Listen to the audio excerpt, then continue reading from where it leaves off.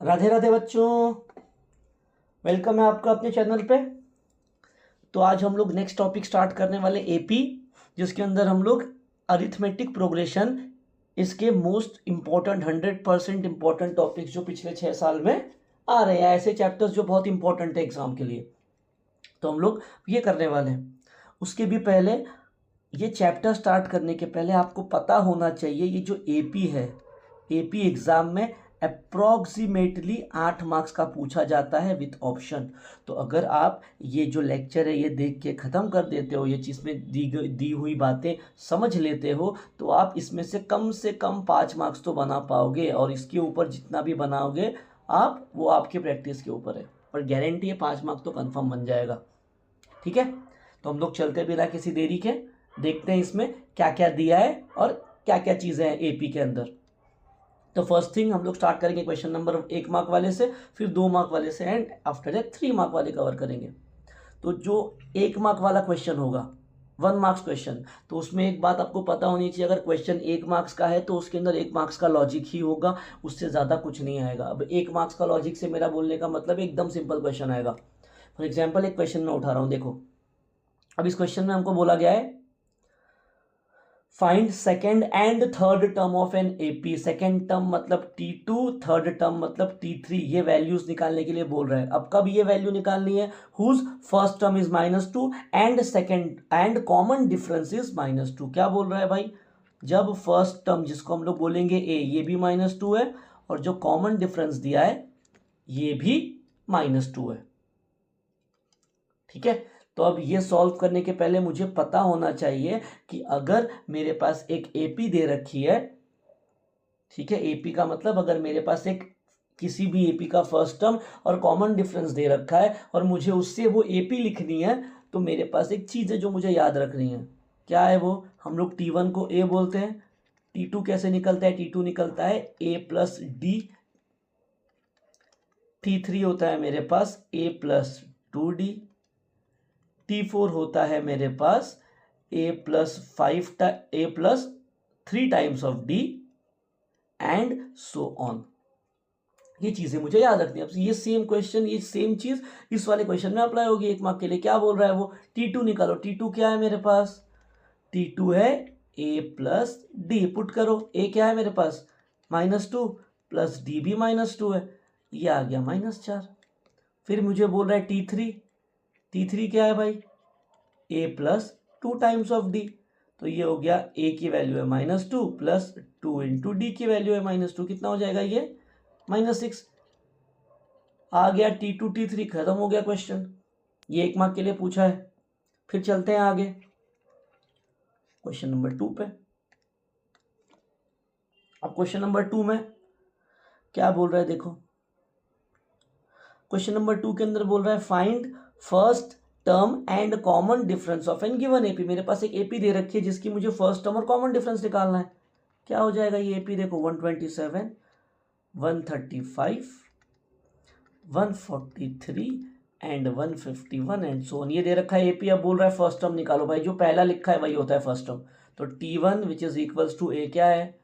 127। अब चाहिए D, common difference. ये कैसे आता है? ये होता है T2 माइनस T1। तो सेकेंड टर्म में से फर्स्ट टर्म माइनस करो। 135 माइनस 127 कितना हो जाएगा? ये हो जाएगा 8।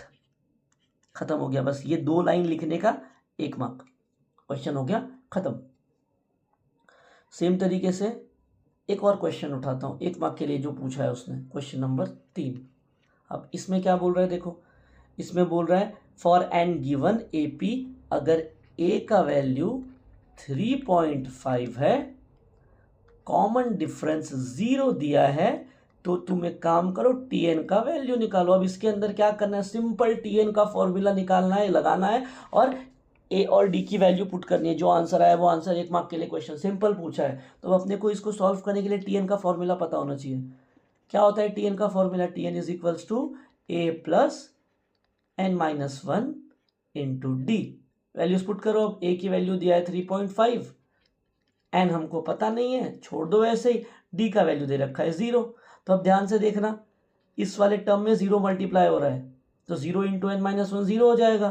तो ये आ गया 3.5 प्लस 0, आंसर आ गया 3.5। ये आ गई टी एन की वैल्यू। सिंपल सा क्वेश्चन पूछा है, 1 मार्क के लिए खत्म हो गया 3 स्टेप में। आगे देखते हैं क्वेश्चन नंबर 4। अब क्वेश्चन नंबर 4 में वो बोल रहा है, क्वेश्चन नंबर 4 में जो क्वेश्चन नंबर हम लोगों ने 2 देखा है, find the first term and common difference, same question repeat हुआ है, सेम क्वेश्चन जिसमें नंबर भी चेंज नहीं किया है, 2022 में रिपीट हुआ है, तो वो नहीं उठा रहा हूं मैं। हम लोग आगे चलते हैं, एक क्वेश्चन और। अब इसमें वो फिर से वही काम कर रहा है। उसने क्या बोला है, right second term and first term of an AP. क्या बोल रहा है वो भाई, second term and third term T2 और T3 निकालने की बात कर रहा है। कब, जब उसने फर्स्ट टर्म दिया है 6 और कॉमन डिफरेंस दिया है -3। अब ये question as it is question number 1 के जैसा है, जहाँ पे बस उसने ए और डी की वैल्यू चेंज किया है, बाकी सब सेम मांग रहा है। तो ये क्वेश्चन नंबर 1 के जैसा सेम टू सेम है, ये रिपीट हुआ है। ठीक है, अब चलते हैं आगे। अब क्वेश्चन नंबर 5, एक क्वेश्चन फिर से उसने लिया है, find common difference of the following AP. मेरे पास एक एपी दे रखी है ये वाली, और उसमें बोल रहा है कॉमन डिफरेंस निकालने हैं। तो ये कॉमन डिफरेंस क्या होता है, T2 माइनस T1 होता है। क्या हो जाएगा इसमें, 4 माइनस 2, कॉमन डिफरेंस आ गया 2, क्वेश्चन खत्म हो गया। ये पूछा है। ठीक है, फिर एक क्वेश्चन उठा रहा हूं जो थोड़ा सा अलग है। बाकी जितने भी क्वेश्चन रिपीट हुए क्वेश्चन नंबर 1 से लेके 5 के अंदर के, ये इतने ही क्वेश्चन, वो एक एपी देगा, ए और डी का वैल्यू निकालने के लिए बोलेगा, या तो ए और डी का वैल्यू देगा, एपी का फर्स्ट सेकंड टर्म पूछेगा, उसके अलावा कुछ नहीं किया है। एक नया क्वेश्चन जो उसने 2024 में पूछा है, मैं वो उठा रहा हूँ, नया पैटर्न। अब उसमें क्या बोला है देखना, उसमें उसने बोला है फाइंड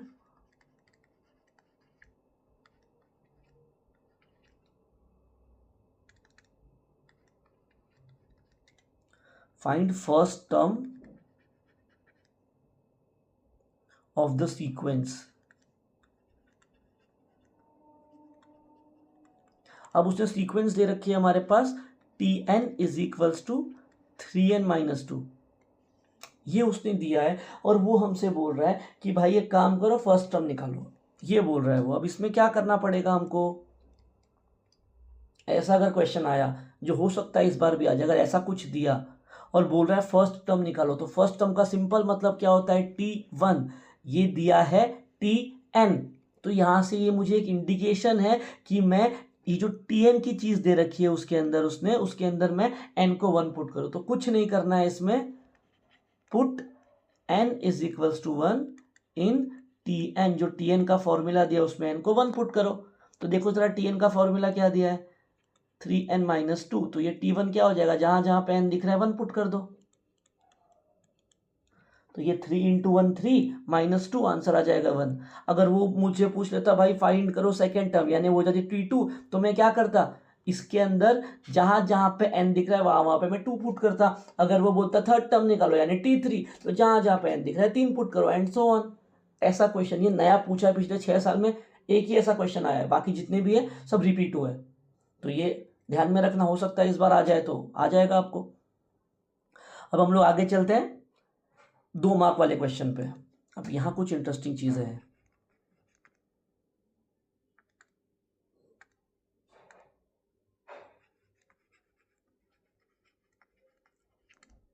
चलते हैं 2 मार्क्स के क्वेश्चन में। अब जो मैं पहला क्वेश्चन उठाने जा रहा हूं वो single question without the changing number, 4 bar repeat हुआ है सेम क्वेश्चन। तो अब मैं ये नहीं बोल रहा हूं कि ये क्वेश्चन एग्जाम में आएगा, बस ये पैटर्न याद रखना, क्योंकि ऐसे पैटर्न के क्वेश्चन 4 से 5 आ चुके हैं 6 साल में। ये खुद 4 बार आया है और इसके ऐसे 4 क्वेश्चन अलग है। तो ये समझ लो ये जो पैटर्न है कितना इंपॉर्टेंट है। अब वो क्या बोल रहा है ये समझो। वो हमसे कह रहा है कि फाइंड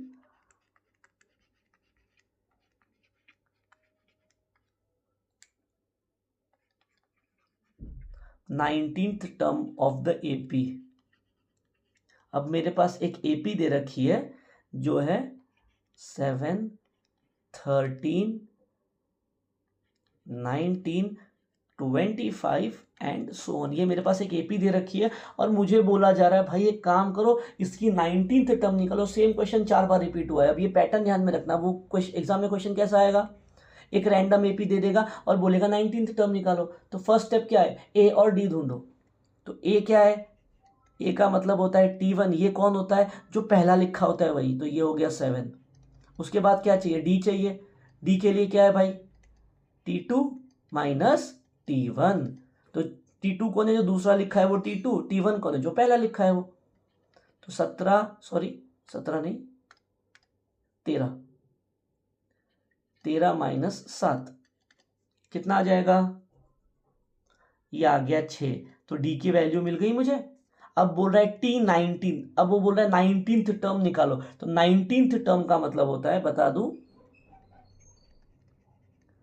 19th टर्म मतलब T19। अगर वो बोल दे 20th टर्म निकालो तो उसका मतलब होगा T20। वो बोल देगा 40th टर्म निकालो तो उसका मतलब है T40। ठीक है, तो अब ये T19 को निकालने के लिए मुझे क्या करना पड़ेगा, मुझे Tn का फॉर्मूला लिखना पड़ेगा। Tn का फॉर्मूला क्या होता है, a plus n minus 1 into D. अब मुझे चाहिए T19, तो क्या करना है, इस वाले फॉर्मूला में a d और n का वैल्यू पुट करो। a का वैल्यू दिया है 7, n का वैल्यू हो गया 19 और d का वैल्यू है 6। तो ये हो जाएगा 7 प्लस 18 इंटू 6। इसको सॉल्व करना, जो भी आंसर आया वो होगा आंसर। ये क्वेश्चन 4 बार रिपीट हुआ और इसके ऐसे अलग अलग 6 क्वेश्चन आए जिसमें उसने एपी दिया है और नंबर ऑफ टर्म का बात करा है। तो ये पैटर्न दिमाग में रख लो अपने। चलते हैं, देखते हैं और क्या क्या पूछा है उसने 2 मार्क के लिए एपी पे। अब एक और क्वेश्चन इंटरेस्टिंग है ये। अब ये उसने पूछा है मार्च 2022 में।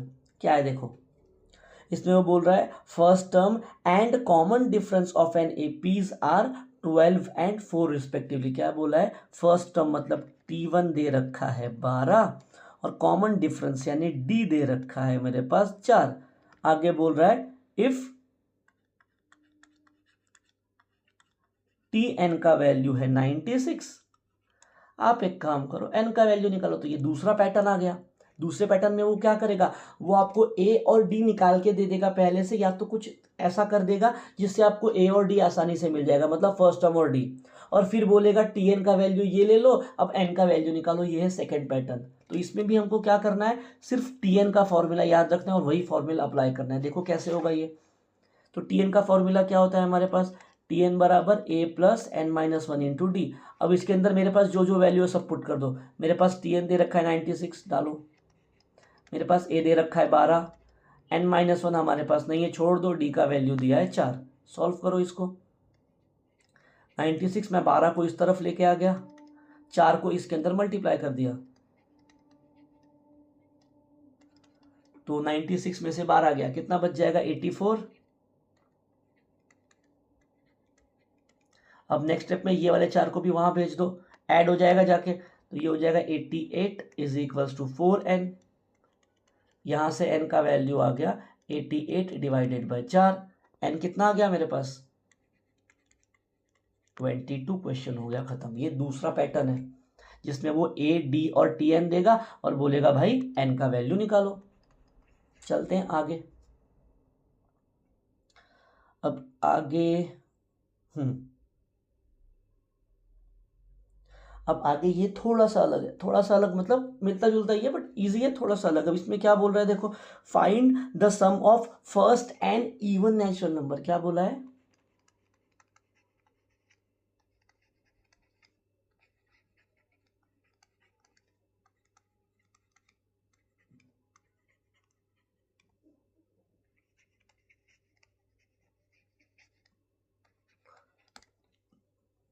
Find the sum of first even natural number. तो अब इसके अंदर आपको ये समझना पड़ेगा कि वो बोल रहा है फाइंड द सम। अब द सम का मतलब भाई साहब यहाँ पे लगने वाला है फॉर्मूला Sn का। अब सम निकालना है, किसका सम निकालना है, first and even natural numbers.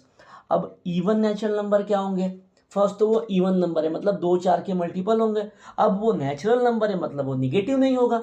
इसका मतलब क्या है हमारे पास, फर्स्ट एन। अच्छा उसके भी पहले अगर किसी ने बोल दिया भाई एक काम करो फर्स्ट 10 इवन नेचुरल नंबर निकालो, तो आप क्या करोगे, 2 4 6 8 10 12 14 16 18 20 यहां तक जाओगे। ये आ गए पहले 10 इवन नेचुरल नंबर। अब उसने बोला है भाई पहले n कितने हैं, n है, तो हमको एग्जैक्ट नंबर नहीं पता है, हमको बस पता है वो n है। n कुछ भी हो सकता है, 2 4 10 20 कितना भी हो सकता है, फर्क नहीं पड़ता। तो पहले first n even natural number क्या हो जाएगा,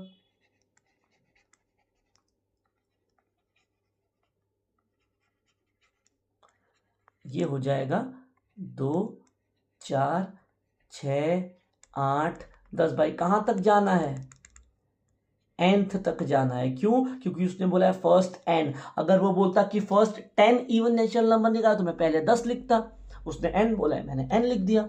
अब बोल रहा है भाई साहब इन सब का सम निकालिए। अब सम निकालने के लिए हमारे पास फॉर्मूला Sn का है, उसमें भी हमको कुछ चीज़ें लगती हैं।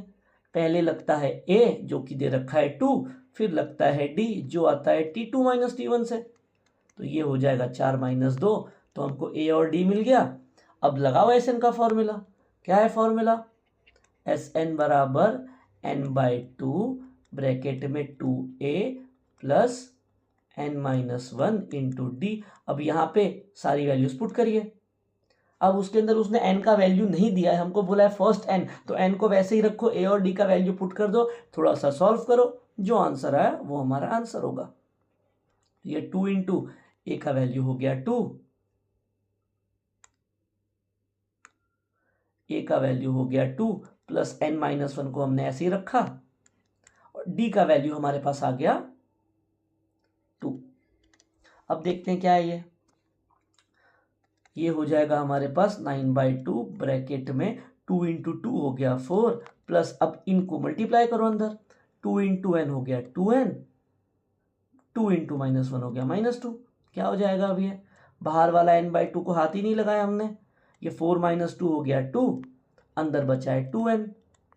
अब देखो जरा थोड़ा सा और सॉल्व होगा, ये जो अंदर 2n और 2 है यहाँ से 2 बाहर निकाल दो, क्या हो जाएगा, n/2 एज इट इज है, अंदर से हमने 2 बाहर निकाला तो अंदर बच जाएगा 1 + n।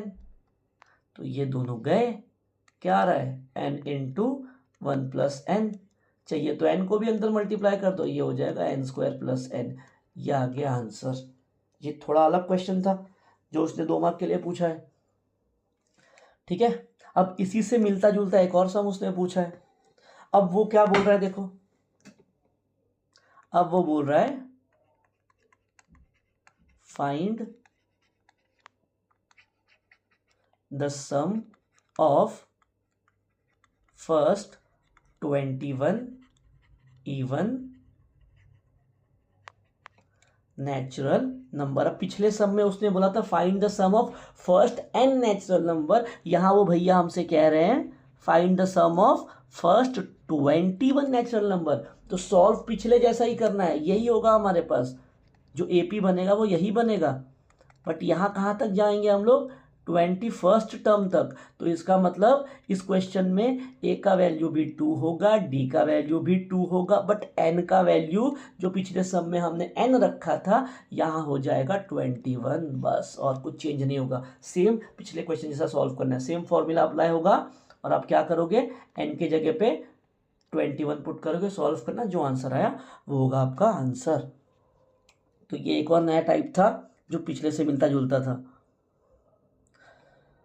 अब एक सिंपल टर्म जो 1 मार्क के लिए पूछा है, 1 मार्क के लिए पिछले पूछा है, बट 2 मार्क के लिए पिछले साल पूछा है। अब क्या है वो देखते हैं। अब वो बोल रहा है write an AP whose first term is 10 and common difference is d. अब वो बोल रहा है राइट एन एपी, एपी लिखो जिसका फर्स्ट टर्म हमको दे रखा है 10 और उसने कॉमन डिफरेंस दिया है 5। तो अभी अभी हमने देखा अगर हमारे पास ए और डी गिवन है तो हमको एपी लिखना आता है। क्या हो जाएगी AP, A plus D, A plus 2d, A plus 3d and so on. अब कितने टर्म लिखने हैं भाई, 4 टर्म लिख के छोड़ देना, एपी सामने वाला समझ जाएगा। अब इसमें क्या करना है आपको, ए और डी का वैल्यू पुट करना है, खत्म हो गया। तो ये पिछले 6 साल में उसने ऐसे ही तरीके के क्वेश्चन पूछे, सिंपल सिंपल 2 मार्क के लिए, और उसके अलावा इसके अलावा उसके पास कुछ है भी नहीं, ठीक है। तो अब चलते हैं हम लोग आगे अगले पड़ाव पे। हमारा अगला पड़ाव है 3 मार्क्स के क्वेश्चन और यहाँ है गेम। गेम मतलब 3 मार्क के पिछले 6 साल में उसने सिर्फ और सिर्फ वर्ड प्रॉब्लम पूछे, उसके अलावा वो कहीं नहीं गया है। तो अब हमको वर्ड प्रॉब्लम्स देखने कैसे वाले आ रहे हैं। तो एक तो वर्ड प्रॉब्लम आएगा जिसमें वो आपको एपी के बारे में बताएगा। कभी वो प्लांट को बोल देगा कि भाई मैं प्लांटेशन कर रहा हूँ, प्लांटेशन एपी के फॉर्म में होगा। कभी वो आपको बोल देगा मैं पैसे सेव कर रहा हूँ, वो सेविंग एपी के फॉर्म में होगी। कभी बोल देगा भाई ऑडिटोरियम की सीट्स है, वो सीट्स एपी के फॉर्म में होगी। और फिर आपको उसमें आगे वो कुछ पूछेगा। बट इन सब केसेस में आपको एक बात कॉमन मिलेगी कि सारी प्लांटेशन बोल दो, सेविंग्स बोल दो, ऑडिटोरियम बोल दो या कुछ इन्वेस्टमेंट बोल दो, ये सब की सब चीज़ एपी में होगी। तो वहां से आपको क्वेश्चन पढ़ के समझना है कि वो क्या बोल रहा है और वहां से एपी ढूंढ के निकालनी है। जैसे ही एपी मिलेगा फिर वो जो बोल रहा है आगे परफॉर्म करने के लिए वो हम करेंगे। ठीक है, ये एक तरीका हो गया। दूसरा तरीका हो गया कि वो कुछ रैंडम नंबर्स के मल्टीपल प्रोडक्ट या सम की बात करेगा और वहां से हमको एपी निकालनी पड़ेगी। या तो फिर कुछ प्रूफ करने के लिए बोल देगा जिसके हम लोग क्वेश्चन आगे सॉल्व करेंगे। तो फर्स्ट मैं वर्ड प्रॉब्लम से स्टार्ट कर रहा हूँ और इसके अंदर सिर्फ और सिर्फ वर्ड प्रॉब्लम ही आने वाला है 3 मार्क के लिए, उसके अलावा कुछ नहीं आएगा। तो अब देखते हैं वर्ड प्रॉब्लम क्या क्या है। अब पहला बात करें सेविंग्स का। ठीक है, तो सेविंग्स में वो क्या बोल रहे हैं, हमारे पास एक अमित भैया हैं। अमित भैया सेव्स, भैया नहीं बोला है, सिर्फ अमित लिखा है, मैं भैया बोल रहा हूँ। Amit saves certain amount every month in a specific day. Amit क्या कर रहा है, Amit saves certain amount every month in a specific वे। ठीक है भाई, in first month he saves 200 rupees, in second month he saves 250 रुपया, in third month he saves 300 rupees and so on। then आगे बोल रहा है how much will be his total savings after 17 month। अब हमारे पास जो अमित भैया है वो क्या कर रहे हैं, हमारे पास सेविंग्स कर रहे हैं। सेविंग्स किस तरीके से कर रहे हैं, एक खास तरीके से। खास तरीका क्या है अमित भैया का, Amit saves in first month, Amit भैया ने 200 रुपए बचाए। सेकेंड मंथ में वो क्या कर रहे हैं, सेकेंड मंथ में भैया ने 250 बचाए। थर्ड मंथ में कितना है उनके पास, 300। अब ध्यान से देखो, पहले 200 फिर 250 फिर 300, दिख रहा है कि एपी जिसमें गैप 50 का चल रहा है, बस हमको यही चाहिए। तो आगे लिखना पड़ेगा सेविंग्स ऑफ अमित भैया इज इन एपी, भैया नहीं लिखना है हमको। तो savings of Amit is in AP. अगर भाई की सेविंग्स एपी में है तो हमको फर्स्ट टर्म माननी पड़ेगी। तो जो पहले मंथ की सेविंग्स है वो हो गई ए। कॉमन डिफरेंस क्या हो जाएगा, T2 माइनस T1। तो ये हो गया 250 में से 200 गया, तो ये आ गया 50। तो ए और डी आ गया। अब उन्होंने हमसे कहा है कि अगर अमित भैया इसी तरीके से सेव करते रहेंगे तो वो 17 महीने बाद कितना सेव करेंगे, 17 महीने बाद उनके पास कितना अमाउंट हो जाएगा। हाउ मच बोला है उसने, हाउ मच कितना। अब कितना होगा, अगर अब किसी ने आपसे पूछा अमित भैया अगर ऐसे सेव करते गए तो उनके पास 2 महीने बाद कितना पैसा आएगा, अगर मैंने बोला 2 महीने बाद, तो क्या हो जाएगा, पहले महीने में उन्होंने 200 बचाए, दूसरे महीने में 250 बचाए, इनको ऐड करना पड़ेगा, ये हो गए 450। 2 महीने बाद उन्होंने 450 बचाए। अगर किसी ने पूछा 3 महीने बाद तो इसमें हमको 300 ऐड करना पड़ेगा, तो ये आंसर हो जाएगा 750। ठीक, तो अगर आपको ये समझ में आ रहा हो, अगर आपको ये जो पैटर्न समझा होगा, इसमें क्या बोला गया है, अमित मैं अगर पूछ रहा हूँ अमित ने 4 महीने बाद कितना पैसा बचाया, तो क्या करना पड़ेगा, उन 4 महीने के पैसे को ऐड करना पड़ेगा। और हम लोग ऐड कब करते हैं, जब आपको सम निकालना हो किसी चीज़ का। तो यहाँ पे मुझे क्या करना पड़ेगा, एसएन का फॉर्मूला अप्लाई करना पड़ेगा। क्या करना पड़ेगा, एसएन का फॉर्मूला अप्लाई करना पड़ेगा। और एसएन में एन कितना डालूंगा, उसने कितना बोला है, 17 महीने बाद, तो एन की वैल्यू कितनी है, 17। क्लियर हो गया आई थिंक आपको। तो अब क्या करना है, we have to find savings of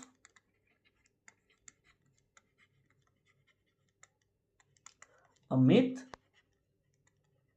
after 17 months. तो आफ्टर 17 मंथ्स का मतलब that is i dot e का मतलब होता है that is we have to find S17। ठीक है, तो अब पहले तो एसएन का फॉर्मूला लिखना पड़ेगा आपको। क्या होता है फॉर्मूला, एसएन बराबर n/2 ब्रैकेट में 2 times of a plus n-1 into D. अब यहाँ पे क्या करना है, ए एन और डी का वैल्यू पुट कर दो। एन का वैल्यू है 17, तो ये हो गया 17/2 ब्रैकेट में 2 इंटू ए का वैल्यू था पहले मंथ में कितना बचाया भैया जी ने, पहले मंथ में बचाया उन्होंने 200 रुपये, प्लस एन का वैल्यू है 17 -1 इंटू डी, कॉमन डिफरेंस कितने रुपए का है, 50 रुपये का है। सबको सॉल्व करो, देखो क्या हो जाएगा।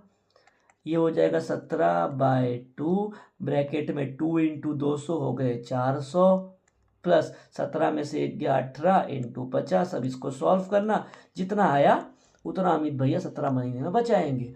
ये था पहला पैटर्न जिसमें सेविंग्स चल रही थी। ठीक है, अब आगे चलते हैं हम लोग सेकेंड पैटर्न पे। ठीक है, अब सेकेंड पैटर्न बारी है इन्वेस्टमेंट की। तो यहाँ पे हमारे पास एक सचिन भैया है, सचिन भैया कुछ अमाउंट इन्वेस्ट कर रहे पर्टिकुलर पैटर्न में। देखते हैं क्या बोला इन्होंने।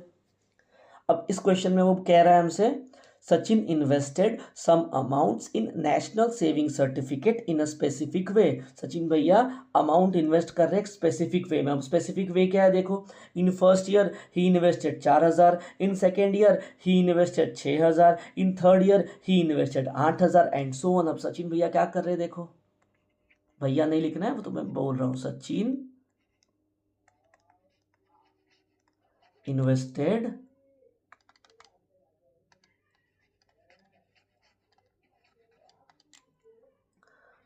$2000 in first year,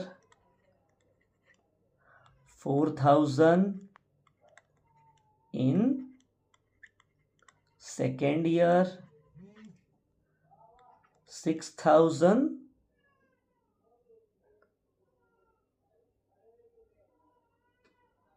okay okay okay, एक सेकंड मुझसे गलती हो गई। गलती ये हुई है कि अमित भैया पहले साल में 4,000, फिर 6,000 और फिर 8,000, मैंने 2 ले लिया है। तो पहले साल में 4,000 है, फिर 6,000 है और फिर 8,000 इन्वेस्ट कर रहे हैं अमित। ठीक है, इन थर्ड ईयर। अब हमको ये पता लगाना है कि अगर इसी तरीके से वो सेव करते रहे तो 12 साल बाद कितना सेव करेंगे। ये पिछले वाले जैसा ही है, पिछले वाले में बोला था 17 महीने बाद कितना पैसा बचेगा, यहाँ वो कह रहा है 12 साल बाद कितना पैसा आएगा। तो 12 साल बाद कितना आएगा सबको ऐड करना पड़ेगा, और जब भी बात एडिशन की आएगी हम भागेंगे एसएन के पास। तो यहाँ पे क्या हो जाएगा हमारे पास, इन्वेस्टमेंट इज इन सचिन भैया की जो इन्वेस्टमेंट है, Sachin's investment is in AP. भाई अगर इन्वेस्टमेंट एपी की है तो जो पहला इन्वेस्टमेंट है वो हो जाएगा ए, पहले और दूसरे का जो गैप है वो हो जाएगा, फिर हमने 2000 लिखा, पहला इन्वेस्टमेंट है भैया 4000 का। ठीक है, तो पहला इन्वेस्टमेंट ए है, बी है हमारे पास दूसरा इन्वेस्टमेंट माइनस पहला इन्वेस्टमेंट। दूसरा इन्वेस्टमेंट क्या है 6000 का, तो ये 6000 माइनस 4000, ये आ गए हमारे पास 2000। अब हमको वो क्या बोल रहा है, वो बोल रहा है 12 साल बाद कितना पैसा होगा। 12 साल बाद मतलब हमको क्या निकालना पड़ेगा, S12 निकालना पड़ेगा। ठीक है, तो क्या फॉर्मूला है SN का, SN is equals to n/2 bracket में 2 times of A plus n-1 into d. Values put करना स्टार्ट करो। n का वैल्यू कितना है 12 डिवाइडेड बाई 2 ब्रैकेट में 2 इंटू ए कितना दे रखा है 4000, प्लस n कितना है हमारे पास, n दे रखा है, n कितना है, n है 12, तो ये आ गया 12 -1 इंटू डी की वैल्यू है 2000। तो ये क्या हो जाएगा 12 डिवाइडेड बाय 2, ये हो गया 6 ब्रैकेट के अंदर 2 इंटू 4000, ये हो गया 8000, प्लस 12 इंटू 1, ये हो गया 11 मल्टीप्लाइड बाय 2000। तो ये इसको सॉल्व करोगे आपको पता लग जाएगा अमित भैया ने 12 साल में कितना सेविंग किया है। ये है सेकेंड टाइप जिसमें हमने इन्वेस्टमेंट देखा। अब ऐसे ही ऑडिटोरियम की बात करेगा वो। क्वेश्चन नंबर 3 देखते हैं क्या है भाई साहब। अब ये हमसे कह रहा है there is an auditorium with 20 rows of seat. हमारे पास एक ऑडिटोरियम है बड़ा सा, कैसा है, एक बड़ा सा ऑडिटोरियम है हमारे पास।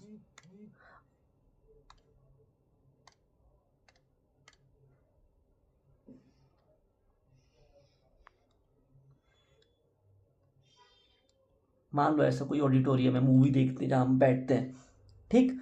अब क्या बोल रहा है, there is 27 rows of a seat, मतलब ऐसे first row, second row, third row, fourth row, ऐसे करते करते करते करते करते हमारे पास 27 रो है, ठीक। अब हर रो में कुछ खास बात है।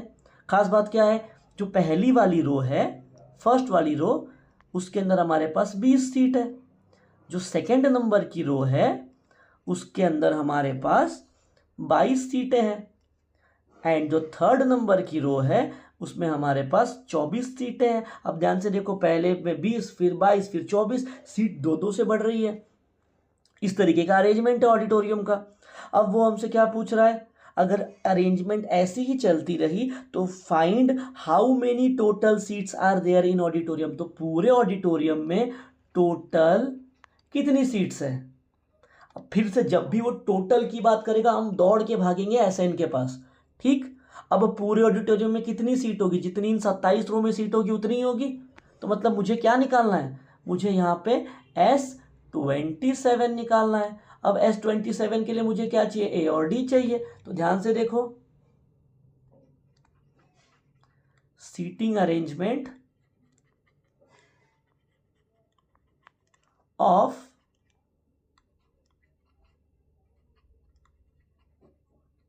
Auditorium is in AP. कैसे एपी में भाई, पहले में 20 है, फिर 22 है, फिर 24 है, एंड सो ऑन। अगर एपी में है तो जो पहले लिखा है वो ए है।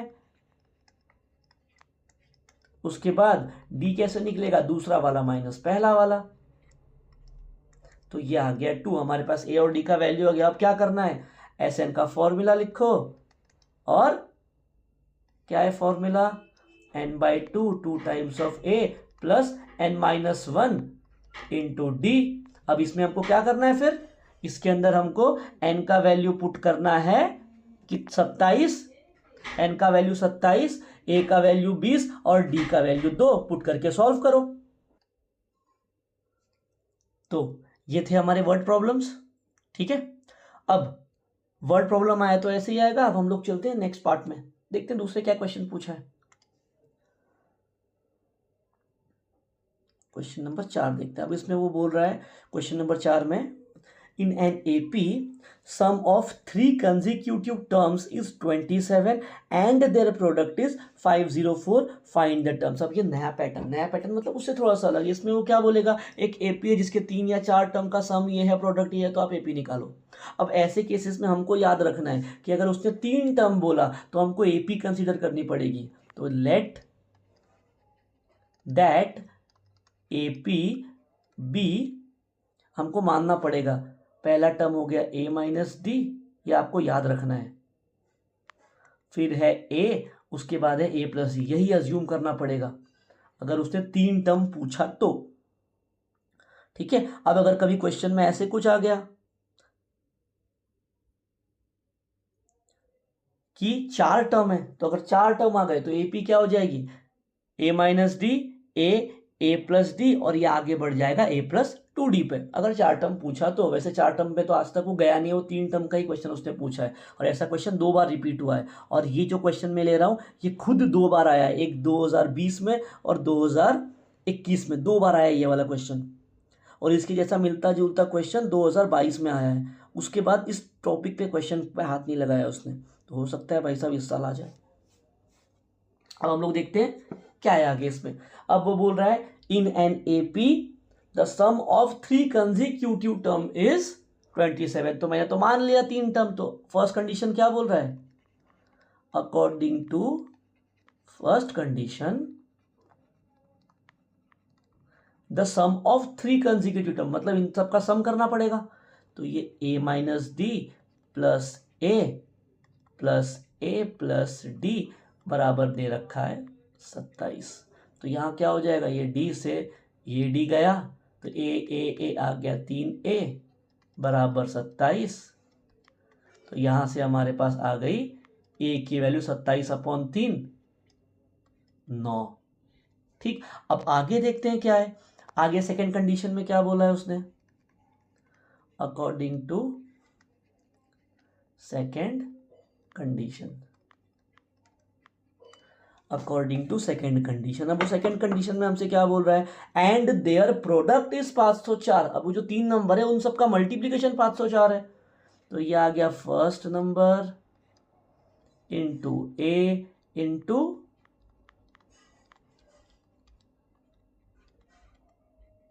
504। तो अब इसके अंदर देखो, पहले ही हमने ए का वैल्यू निकाला है, डाल दो इसके अंदर और डी का वैल्यू निकालो। तो ये हमारे पास हो जाएगा 9 माइनस डी इंटू ए का वैल्यू है 9 इंटू 9 प्लस डी बराबर 504। तो यहाँ आप क्या हो जाएगा, देखो 9 माइनस डी, यहाँ पे ये 9 प्लस डी, यहाँ पे जो 9 ये वाला है मैंने उसको वहाँ भेज दिया, तो ये हो जाएगा 504 डिवाइडेड बाय 9। ठीक है, अब 9 से डिवाइड करो इसको, क्या आएगा देखो, 9 1 जा 9, चुप 36 9 5 5 4, 9 5 जा 45, बच्चा 5, फिर से 9 5 जा, तो ये आ रहा है 55। तो मुझे मिल रहा है 9 minus d into 9 plus d is equals to 55। अभी जो लेफ्ट हैंड साइड पे जरा ये देखो, क्या ए प्लस बी ए माइनस बी ऐसा नहीं दिख रहा है? ए प्लस बी इंटू ए माइनस बी क्या होता है, ये होता है ए स्क्वायर माइनस बी स्क्वायर। तो ये हो जाएगा 9 का स्क्वायर माइनस डी का स्क्वायर बराबर 55। तो अब एक काम करो, डी स्क्वायर को वहाँ भेजो, 55 को यहाँ लेके आओ, क्या हो जाएगा, 9 का स्क्वायर हो गया 81, 81 minus 55 is equals to d square. तो ये कितना हो जाएगा, कितना बचेगा यहाँ पे, ये बचेगा हमारे पास 36 is equals to d square. अगर हमने स्क्वायर रूट ले लिया तो डी की वैल्यू आ जाएगी 6। तो हमको डी मिल गया, हमको ए मिल गया। अब क्या करना है, डाल दो उसके अंदर, किसके अंदर, जो तो आपने अज्यूम किया है consecutive term. Therefore 3 terms are, क्या है पहला, a माइनस डी, तो ये हो जाएगा 9 माइनस 6 बराबर 3, फिर a कितना है 9, फिर a प्लस डी कितना हो जाएगा 9 प्लस 6, ये हो गया 15। ये हो गया आपका क्वेश्चन 3 मार्क का खत्म। तो ये था दूसरा टाइप। उसके अलावा क्या हो सकता है, उसके अलावा वो कुछ चीज़ें प्रूफ करने के लिए दे देगा भाई, ऐसे ही कुछ। ठीक है, तो ये पूरा था। और इसके भी अलावा अगर 4 मार्क का क्वेश्चन बनता है इसके ऊपर, तो 4 मार्क का क्वेश्चन कैसे बनेगा, 4 मार्क में भी सेम, या तो कोई टफ वाला वर्ड प्रॉब्लम दे देगा, या तो फिर ऐसे कुछ कर देगा कंसेक्यूटिव टर्म वाला। ठीक है, तो ये था मेरी तरफ से एपी के जो बेसिक कंसेप्ट जो बार बार रिपीट कर रहे हैं उस पर। ठीक, तो इसके बाद हम लोग स्टार्ट करेंगे प्रोबेबिलिटी चैप्टर नंबर 5। मिलते हैं नेक्स्ट लेक्चर में, तब तक के लिए जय श्री राम।